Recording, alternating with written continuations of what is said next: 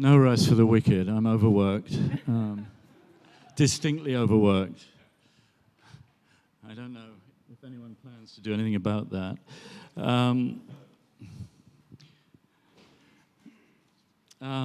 So here we are to talk about Ukraine.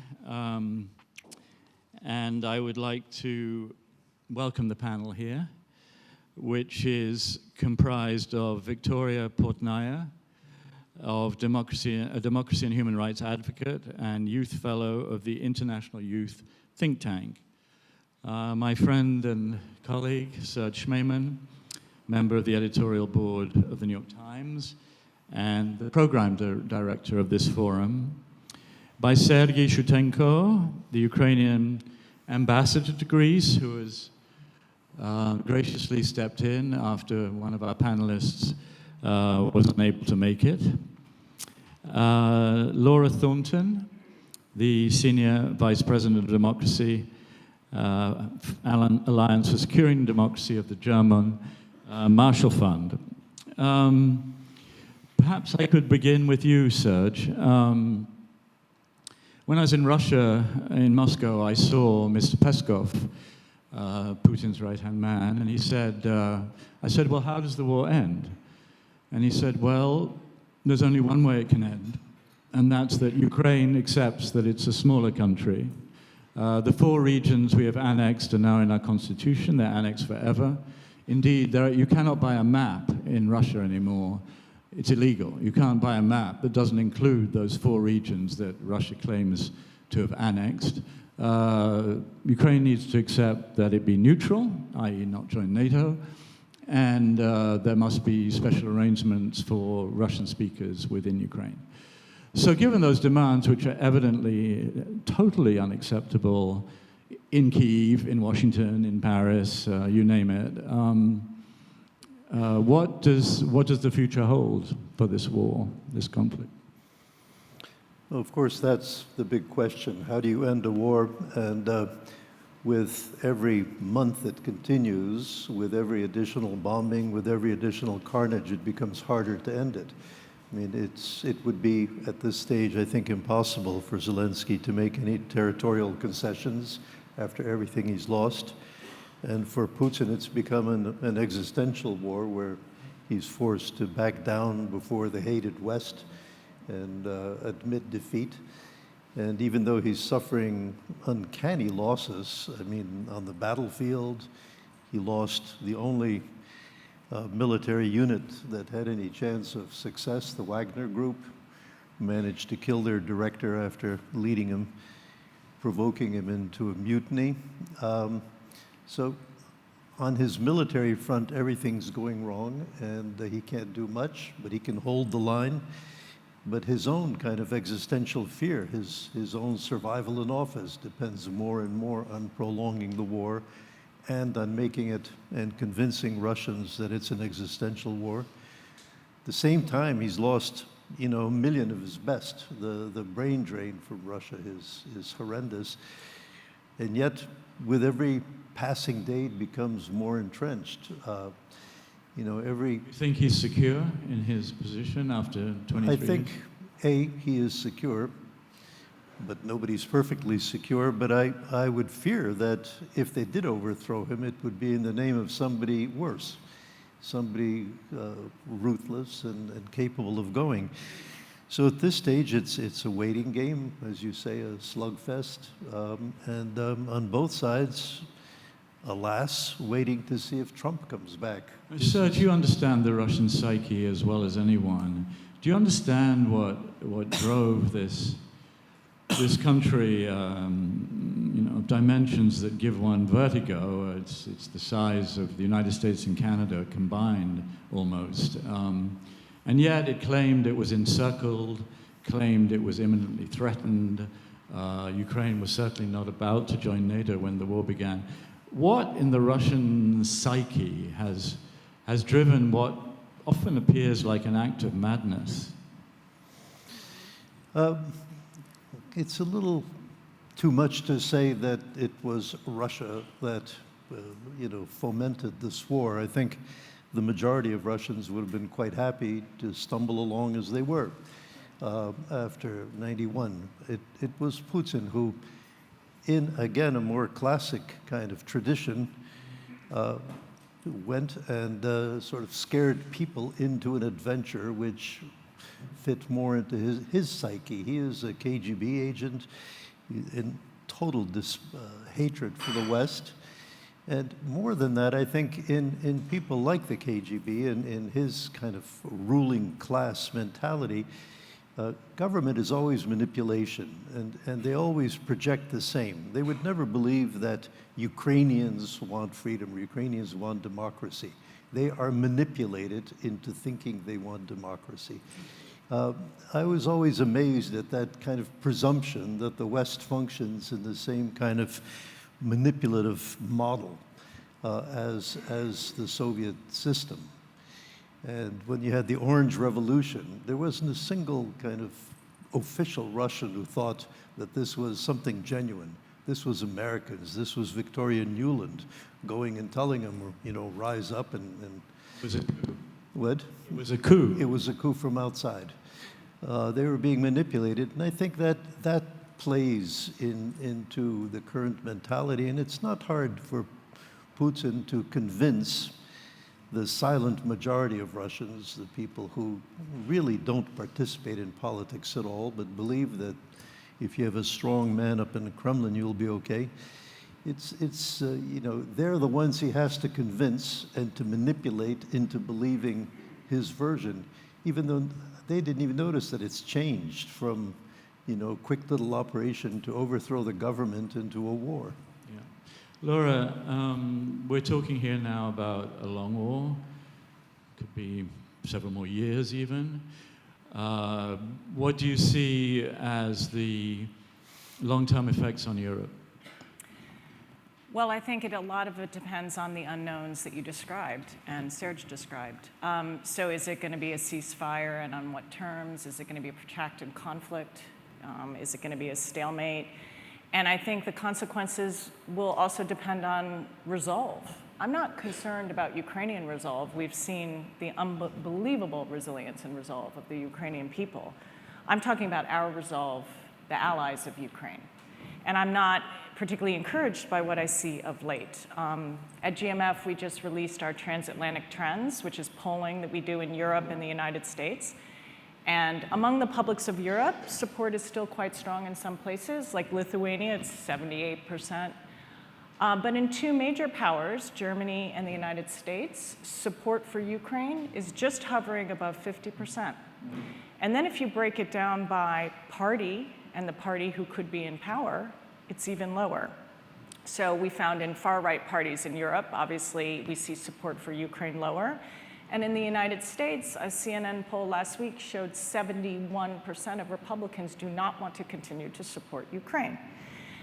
I tracked in the midterms, for the US midterms, we monitored the accounts of candidates running for office, and I had to triple check the statistic, but it's alarming.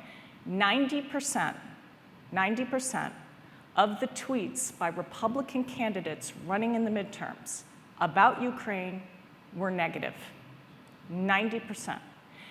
And it wasn't just homegrown, America first, let's keep the money here, as if they're gonna, you know, support childcare or something. It was literally parroted Russian talking points being laundered through our body politic. Ukrainians are Nazis. Ukrainians are parasites. Khrushchev's bargain. I mean, these are not domestic narratives, which serve two purposes, right? So it was a double win for Putin because he was able to get Russian talking points parroted through our politicians, which then also are broadcast back for a Russian audience, with Tucker Carlson or Paul Gosar being on Russian TV. So my point is... So people were talking about Khrushchev in the Midwest? Amazing, right? So now we have a presidential election in the United States, obviously, we all know about this, and what's on the table for Ukraine is an existential, we're at this major crisis point. And obviously there's no greater incentive for Russia to interfere in our elections than there is right now. And we've already seen that Putin has said very openly what he plans and his desire to back Trump. So what does this mean for the region? I will speak as someone who lived in Georgia for 7 years, is married to a Georgian, which is a country that is occupied by Russia. This is already having ripple effects on Georgia and Georgian democracy. A country that has a people that want to join the EU, that want to join NATO, that believe in their democracy, but a government that is petrified and since the beginning of the war has pivoted dramatically towards Moscow, serving as a sanctions evasion route, resuming flights with Moscow, cozying up to the Kremlin, insulting America, insulting the European Union. So we're already seeing cracks in the neighborhood. So the repercussions for Moldova, for Georgia, if we are not sending the signal that autocrats can't invade democratic sovereign countries and we just wash our hands of it, then the ripple effects will begin, and it's global as well. Thank you. Sergei, how worried are you by what you've just heard, by these signs of some fracturing of Western resolve to support Ukraine? And God knows Ukraine needs help. President Zelensky, on his recent visit to the United States, many Republicans refused to meet with him. He didn't get a meeting with the whole group of Republicans. There were reports out of the White House that there were significant divergences on strategy, with the United States wanting Ukraine to focus on the south and on cutting the land bridge between Russia and the Sea of Azov, to cut the land bridge to Crimea. So how worried are you by this? And the election is now a little over a year away. So, thank you. First of all, I would like to thank Achilles for inviting me to take part in this forum. And I would like to underline that the last year, President Zelensky, on behalf of the Ukrainian people, received the Athens Democracy Award, which is quite symbolic, and I'm quite honored to be here. I'm glad to answer your question on the American support being on the Democracy Forum, because my strong belief that democracy will prevail in America despite the election talks and some deliberations. But if democracy prevails and produces a President Trump, then that would be worrying, right? But democracy is not only about elections, it's only the system of checks and balances. And I believe that the system is still there. And I think that after the first term, the lessons learned, how to manage within the system of democratic institutions some deviations from the democratic course. And I believe that, of course, there are some emotional, not tiredness, but less involvement, emotional, in supporting Ukraine, because you can be at stress and emotional negativity all the time. But it's not the time now to abandon Ukraine because of tiredness, and we should focus, because now it's a decisive moment. Whether it will continue or will be destroyed and eliminated, and then whole repercussions you just mentioned for the whole world would happen. But there will be no me or other Ukrainians to discuss the results. You still believe that's possible? I mean, I think most people feel that's a Ukrainian victory already, that Ukraine's existence, which President Putin wanted to wipe out, that at least is secured and guaranteed. But my caution for those, and I'm still optimistic, do not take that for granted. Because some people already discussing the recovery, the victory and everything. It's not done yet. It's not a done deal. So we have to push harder and to finish it with the long-lasting and just peace, but not just to relax and tell everybody Ukraine already won. And also I don't like the statement, we will support you as long as it takes. It takes what? To do what? To be with us until the end?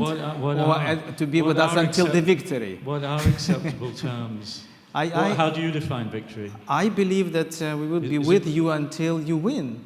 And what is the most optimistic what scenario. What is victory? I believe the victory is not the parade on the Red Square. I think the victory would be a very sad moment because a lot of lives lost. But I think... No, territorially, what is victory? Territorially, yes. We have to clean our land from the Russian troops. All the land, Crimea included? Yeah, all the land, and then we can at least approach for negotiations. But the front line hasn't moved. We had a piece yesterday about how the front line has not moved really in a year or so, and the counteroffensive, on which millions of words and huge effort was expended, has apparently not produced any kind of decisive result. Is that a disappointment for Ukraine? Not really, because the disappointment is this narrative about stalemate. Because I believe we are progressing despite the terrible minefields and the Russian domination in the air, which we have to overcome, and we are moving, but it's not a chess play, and that's what I don't like about the strategies. They are like playing chess, but it's a very bloody exercise. And the every square meter, every square kilometer is paid with the Ukrainian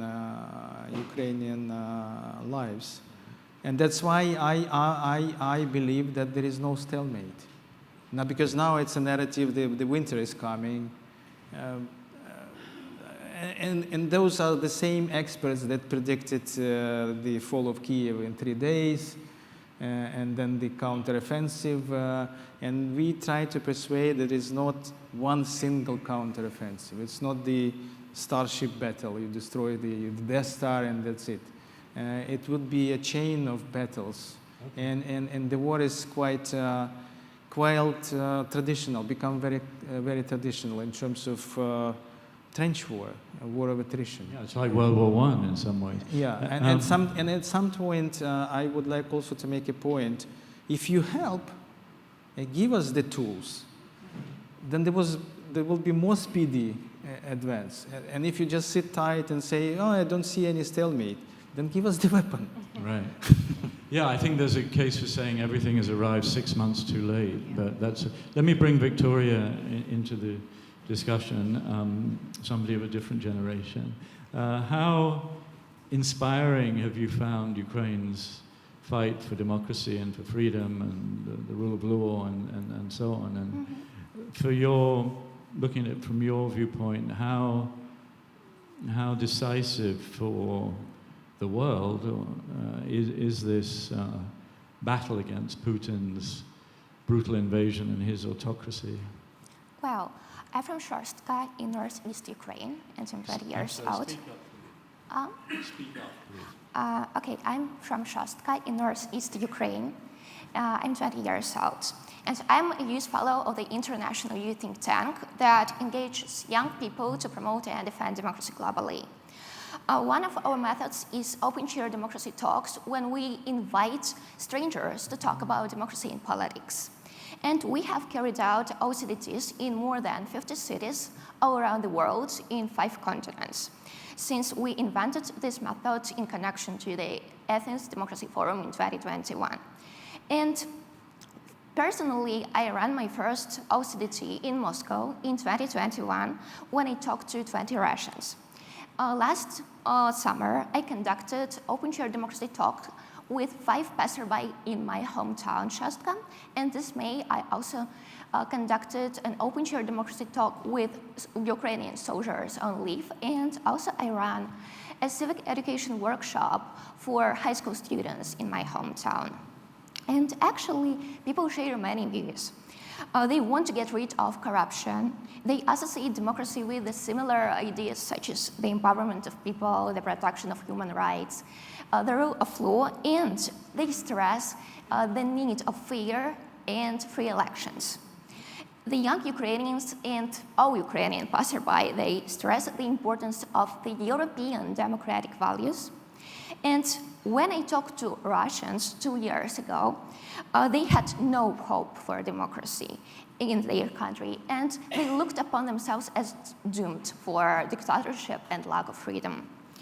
And my overall impression is that for democracy to thrive in the future Ukraine, citizens must become politically active and politically informed individuals, and democratic institutions need to be supported and monitored by international organizations and local NGOs to help Ukraine to cope with post-war challenges, which is a big problem.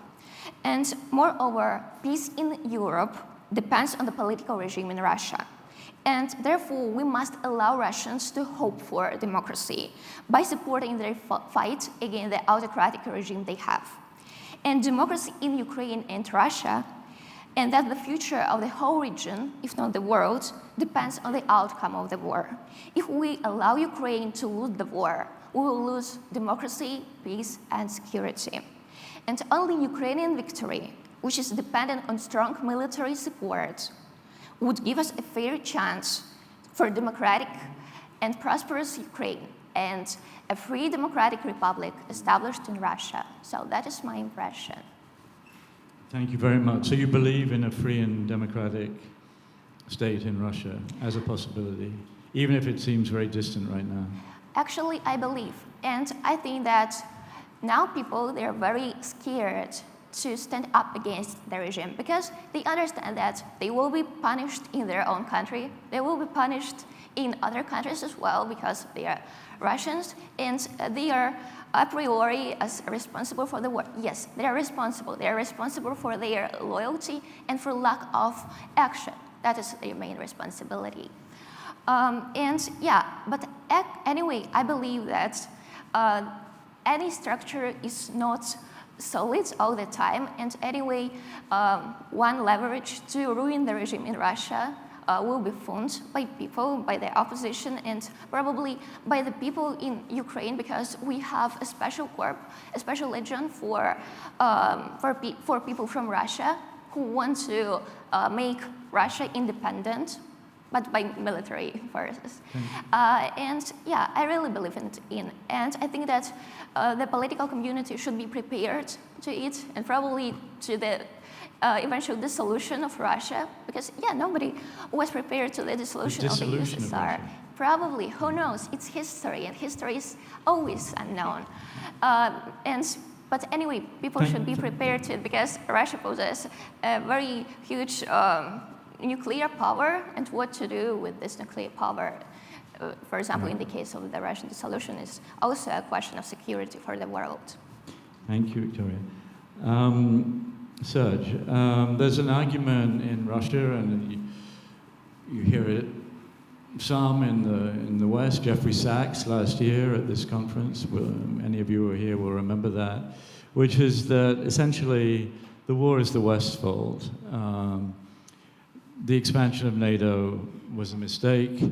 The statement in Bucharest in 2008 that Ukraine and Georgia would join NATO without any plan to bring that about, which enraged Moscow while at the same time not providing any security over the ensuing 15 years for Ukraine. The overthrow of Yanukovych in 2014, allegedly arming Ukraine, etc., that all this was, in the end, an unacceptable provocation to Russia, and therefore it was justified in going to war. It had no choice. You hear that over and over again in Moscow. We had no choice. Is there any truth to this argument? There's truth insofar as there's, you can argue these things forever. Was NATO expansion wise? Was all this smart and good? And maybe it wasn't. Maybe it was a provocation. You know, Gorbachev always said that he had some kind of agreement about NATO expansion, and the West sort of went ahead and expanded. There's no way to tell. We don't know if it would have gone differently had they done none of this, if you'd have a nice, beautiful democracy across the Eurasian expanse, if we hadn't expanded NATO. I don't know, but what well, I maybe Estonia, Latvia, and so on would be part of Russia. They wouldn't be, but maybe. But I think in a way that's a futile argument, because to jump from there to say that all that would have prevented a Russian invasion, that's just not so. You know, the invasion is so much worse, so much more unnecessary and unprovoked and illegal by international terms than any other response to the Western actions. Yes, you know, Russia could have been very angry at the West, it could have been miffed, but then to leap from this to say that we had no choice but to invade Ukraine, to me, is just unacceptable.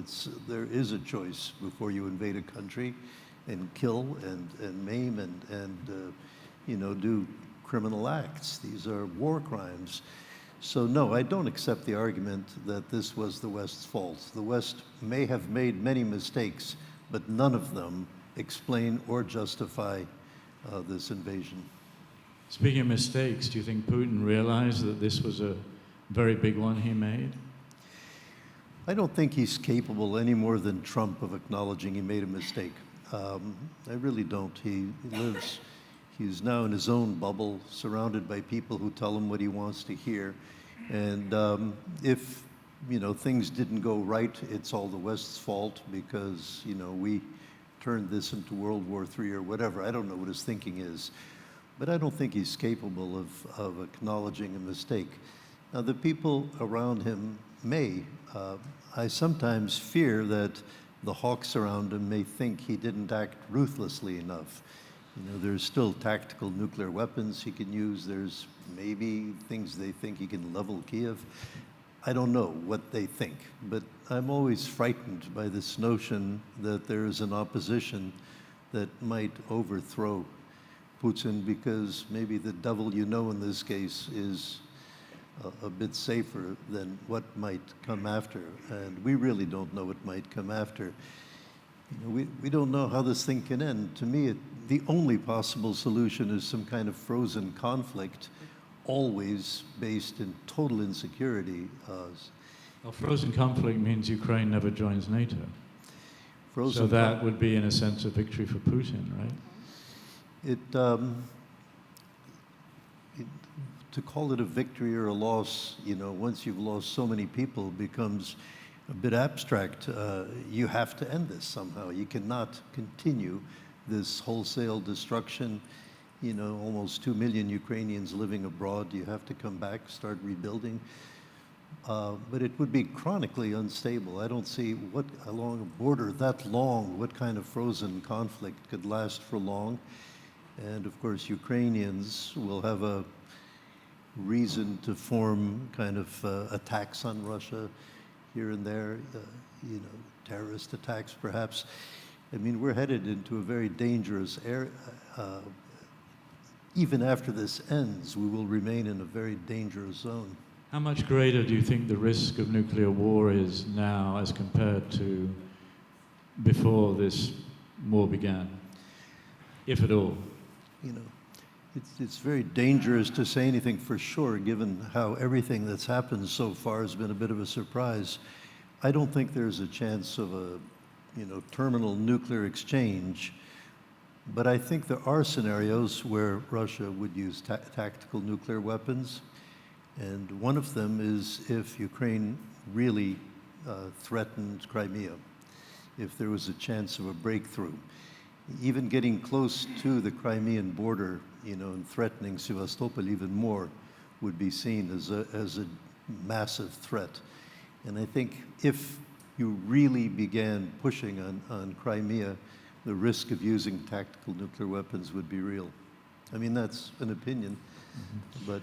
Laura, do you think the West's approach has reached the end of its logic? I saw Secretary Blinken in Munich in February, I think he said he was, and he was talking about the counteroffensive and the possibility of some kind of breakthrough or meaningful Ukrainian victory, which could then provide the leverage for Ukraine to be in a strong position in negotiations, peace negotiations, or at least ceasefire negotiations.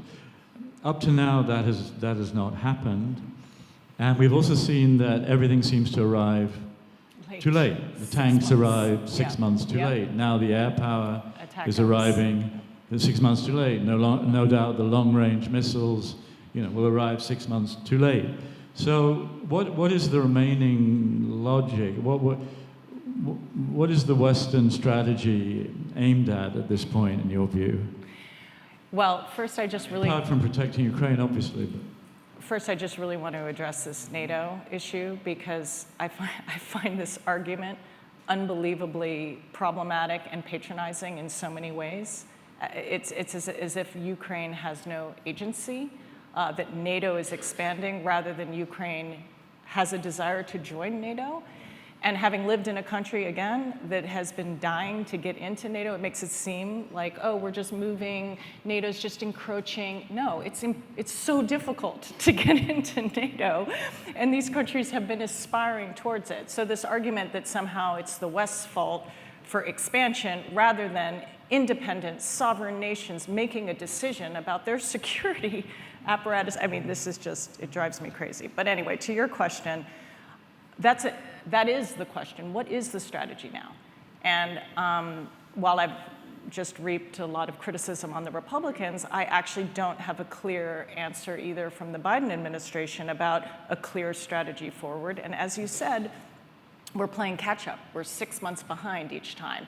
And we keep saying, oh, that's a threshold we're not going to cross. And then 6 months later, we stumble across it. Rather than having what is our victory? What is our goal? What are we trying to achieve? What are we going to provide Ukraine? And I think that we're tangled in domestic politics, unfortunately. So our strategy is really hard to define when we still we're headed into a government shutdown. As I understand, the Republicans are voting on whether Ukraine assistance is going to remain in the continuing resolution. So it's hard to have a strategy when you have domestic politics as such. As I said before, I mean, I have a very robust opinion about what the United States and the West should be doing to give Ukraine the support it needs and not delay further. But we have to all contend with these domestic political issues.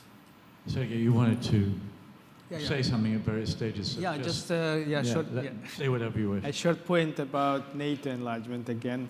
I think it's a very talented and effective false flag operation to set the NATO enlargement narrative into the minds of either paid politicians or just useful idiots, just telling the story that the Russian concerns, we should have heard the Russian concerns. And I believe while it's a false narrative, because in parallel of this enlargement talks and deliberation, there was a full story of Putin presenting the true faith and the true reason behind the invasion. This whole story is about one nation, one people, artificially created state. The Ukraine should not exist. It was a Lenin invention and blah, blah, blah. So there was a true narrative that was his real thinking to start the invasion. And while the West was talking about we should do what we should do with Russia, concerns about the enlargement, and the most absurd was the story about taking NATO back to 1997 before another enlargement. There was no Ukraine in the picture already. There was a big false, a disguise, a camouflage story that allowed Russia to prepare the true invasion. And that was my take on that. The story of the strategy, I agree, because the strategy should be there. Because there is, if you see the story of saving Putin's face or not to upset Russia, how far you could upset Russia already. And this is like balancing, and I don't understand this balancing at all. You either to finish or you have another strategy, but you should present it, what the vision. But to insert the narrative of nuclear, possible use of nuclear weapons, and then upsetting, not getting Russia disintegrated, keep it. What is the biggest, the whole picture? And I believe that what we are lacking as well. Because we have clear understanding what to do with Russia. But I think on the part of the West, there is a lot of stories and deliberations how to finish it. And without the clear strategy, it's very hard to proceed. And when you hear Serge saying, you said any peace depends on Ukraine recapturing Crimea and integrating Crimea again into Ukraine. Serge said that could be viewed in Moscow as sufficient provocation for use of a tactical nuclear weapon. Do you worry about that? I believe that Russia has been already provoked by the strong alliance that Ukraine managed to build. Because Russia counted of the same response like with Georgia or some other cities that the West will be quite reluctant to act and to support.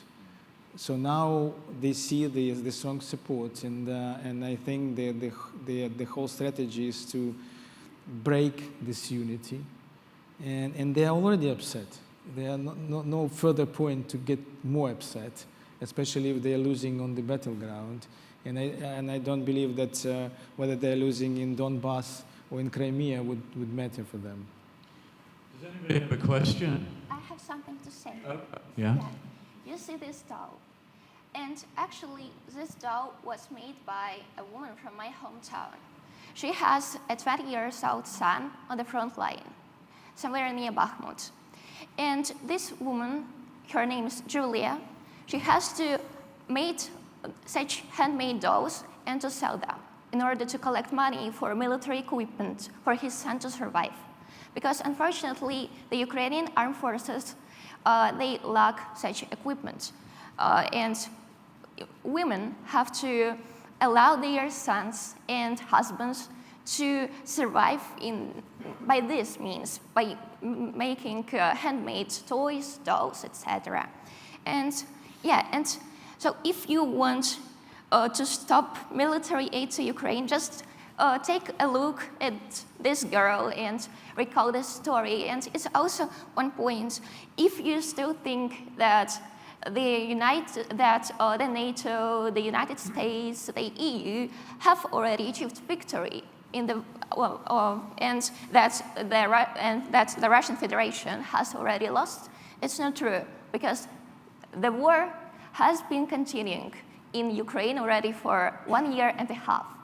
And it's European territory, and the fact that Ukrainian mothers, Ukrainian women have to collect money for their sons' military equipment, it's a failure of the European and Atlantic politics, foreign policy. Thank you very much, Victoria, for that. There's a lot of questions. The gentleman with the glasses there, please. My name's Dan Holton from the Council of Europe, the only organization that has actually kicked out Russia from its membership. And I wanted to add a point to will Russia have lost or won? I think one important aspect is that Russia is held to account. And this is very important. And in that sense, Russia will lose, because the international community, the Council of Europe and The Hague, have established a register of damages. We are working towards an international compensation mechanism for the victims of Russian aggression. And that will happen, and that will put Russia in a position of not having won. Thank you. Did you have a question? Yeah, you have a question? As brief as possible, please, because we have limited time. Yes. Stand up. If you could identify yourself. Hello, my name is Kenza Sifi. I'm Moroccan. I study IR. I remember from my security class that we talked about the INF Treaty and the whole narrative of the breaking out of the INF Treaty because of the Obama's missile defense strategy in the guerrilla warfare. It reached us military superiority in that sense, and the development of short-range and intermediary missiles. I just want to know what kind of link can we make between these shifts in democracies and how different interests, especially in the context of US hegemony, could lead to something like a break from a binary narrative? Thank you. Laura, do you want to try to? I'm not sure I followed the entire question. I didn't really follow either, I regret to say. Can you just in 5 Sorry. words, what is your question?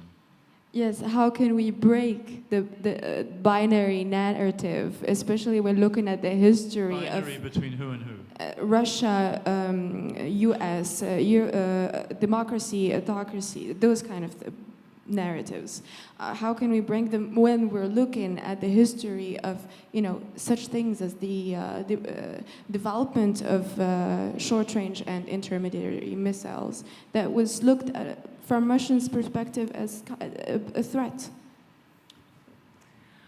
Well, I'm not sure about the missiles part of the question, but in terms of a binary perspective, I do agree that we've gotten into a little bit of a autocracy versus democracy view of the world, which to me, the only way to get around that is from Democrats within.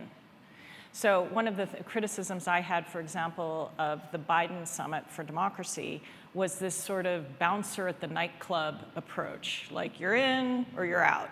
And I just don't think that's the way we should view our quest for democracy. There are Democrats in autocratic states. There are autocrats in democratic states. And we need to build coalitions of Democrats. And the only way that, and as our colleague just said, the only way we're going to, for example, see change in this is from those brave folks within these countries, the folks within Russia who are silently fighting for democracy, the folks within China who are wanting to see. That's how it always happens. It usually doesn't happen externally. I was living in Indonesia, and I would never have thought that Suharto would have fallen. And he did, not because of external forces, but because of Indonesian people. So I think that I look at this, and to break out of this dichotomy is really to build coalitions of Democrats, like what's happening here, and not to view it as state by state or a club of Democrats and a club of non-Democrats, but we're all in this together, and it's an internal and an external struggle. Yeah, actually, the president seems to be retreating from that idea, or alluding, certainly in the speech. Yeah. Okay, one last question. Yes, sir.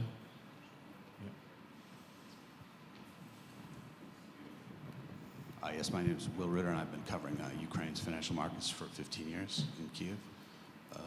Pan posol дуже дякую, що ви тут. Рад вас бачити. I'm sorry, yes.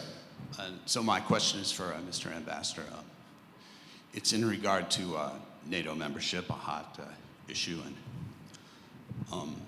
I don't see any way that how this war ends without Ukraine joining NATO. No way. I mean, so my question is, Ukraine needs to join NATO not, in 5 or 10 or 15 years, but as soon as possible. And NATO will have to guarantee the borders of Ukraine in that situation, but they obviously can't guarantee the 1991 borders.